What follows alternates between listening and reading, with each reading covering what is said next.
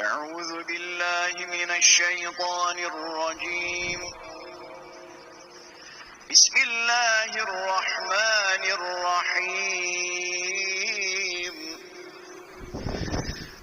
قل للمخلفين من الأعراب ستدعون إلى قوم أولي بأس شديد تقاتلونهم أو يسلمون،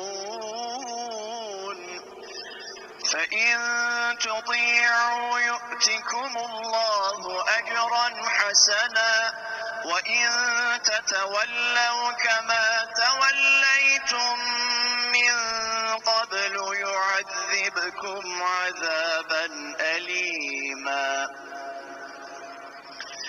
ليس على الأعمى حرج ولا على الأعرج حرج ولا على المريض حرج، ومن يطع الله ورسوله يدخله جنات تجري من تحتها الأنهار،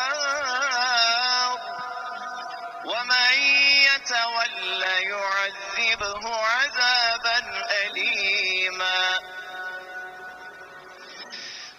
لقد رضي الله عن المؤمنين إذ يبايعونك تحت الشجرة فعلم ما في قلوبهم فأنزل السكينة عليهم وأثابهم فتحا قريبا ومغانم كثيرة يأخذونها، وكان الله عزيزا حكيما. وعدكم الله مغانم كثيرة تأخذونها فعجل لكم هذه وكف أيدي الناس عنكم ولتكون آية للمؤمنين ويهديكم صراطا مستقيما. وأخرى لم تقدروا عليها قد أحاط الله بها، وكان الله على كل شيء قديرا.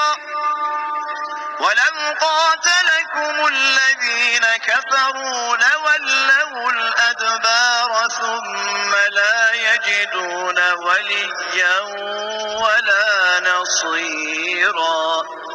سنة الله التي قد خلت من قبل ولن تجد لسنة الله تبديلا. صدق الله العظيم.